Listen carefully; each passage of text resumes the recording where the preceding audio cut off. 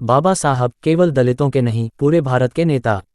जब हम बाबा साहब डॉक्टर भीमराव अंबेडकर के योगदान की बात करते हैं तो अक्सर उन्हें केवल दलितों के मसीहा के रूप में चित्रित किया जाता है, लेकिन यह उनके विशाल व्यक्तित्व और विचारधारा को सीमित करने जैसा है। बाबा साहब का संघर्ष केवल एक जाति या वर्ग तक सीमित नहीं था, बल्कि उनके विचार और प्रयास पूरे समाज के लिए थे। आइए उनके जीवन और कार्यों के ऐसे पहलुओं पर गौर करें जो साबित करते हैं कि वह केवल दलितों के नहीं, बल्कि पूरे भारत और मानवता के नेता थे। 1. संविधान निर्माता, सबके लिए समान अधिकार। बाबा साहब भारतीय संविधान के मुख्य शिल्पकार थे।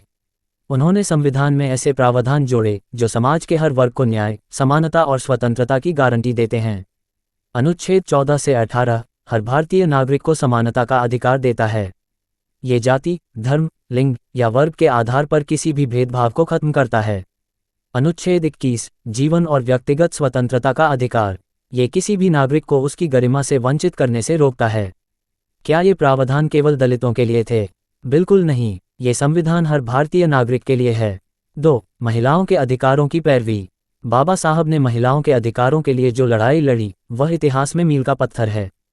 हिंदू कोड बिल, ये बिल महिलाओं को संपत्ति में अधिकार, तलाक का अधिकार और समानता का हक देता था। उनके प्रयासों से महिलाओं को शिक्षा और रोजगार में समान अवसर मिलने की शुरुआत हुई। उन्होंने कहा था, कोई भी समाज तब तक प्रगति नहीं कर सकता जब तक उसकी महिलाएं प्रगति न करें। यह विचार केवल दलित महिलाओं के लिए नहीं, बल्कि पूरे समाज की महिलाओं के लिए था। 3. श्रमिक वर्ग के लिए बाबा साहब का योगदान। बाबा साहब ने श्रमिकों और मजदूर वर्ग के अधिकारों के लिए भी महत्वपूर्ण काम किए। 8 घंटे का कार्य दिवस, पहले मजदूरों को दिन रात काम करना पड़ता था। बाबा साहब ने उनके लिए 8 घंटे का कार्य दिवस तय कराया। सामाजिक सुरक्षा, उन्होंने मजदूरों के लिए भविष्य निधि, पीएफ बीमा और छुट्टी के अधिकारों की वकालत की। क्या ये सुधार केवल दलित मजदूरों के लिए थे? नहीं, ये हर श्रमिक के लिए थे। 4. किसानों के लिए काम। बाबा साहब ने कहा था कि भारत की आत्मा गांवों में बसती है। उन्होंने किसानों की समस्याओं को समझा और उनके लिए कई नीतियां सुझाईं। जल संसाधन प्रबंधन, उन्होंने दामोदर घाटी परियोजना और हीराकुंड बांध जैसे परियोजनाओं की रूपरेखा तैयार की, जिससे किसानों को सिंचाई और बिजली की सुविधा मिली। उन्होंने भूमि सुधार की बात की ताकि भूमिहीन किसानों को भी जीने का अधिकार मिले।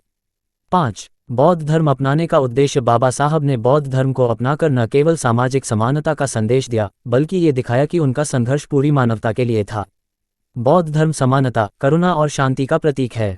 उन्होंने अपने अनुयायियों से कहा कि धर्म का मतलब केवल पूजा पाठ नहीं, बल्कि आत्मसम्मान और समानता है। 6. उनकी विचारधारा, एक वैश्विक दृष्टिकोण। बाबा साहब ने केवल भारत में ही नहीं, बल्कि पूरी दुनिया में समानता और मानवाधिकारों की वकालत की। उन्होंने संयुक्त राष्ट्र संघ में भी भारतीय समाज की समस्याओं को उठाया। उनके विचार आज भी दुनिया भर में मानवाधिकार आंदोलनों को प्रेरित करते हैं।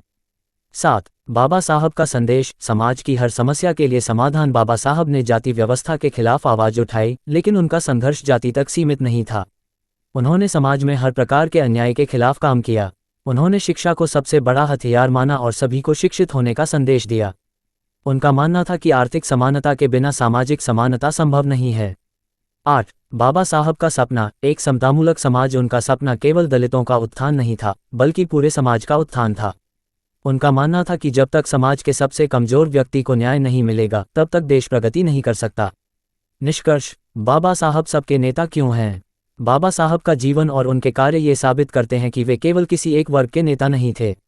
उनके विचार, उनके संघर्ष और उनके प्रयास हर भारतीय के लिए थे।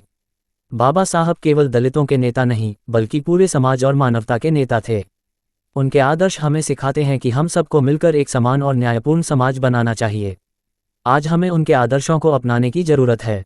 अगर हम उनके विचारों को समझें और उन्हें अपने जीवन में लागू करें, तो समाज में वह बदलाव ला सकते हैं जिसका सपना बाबा साहब ने देखा था।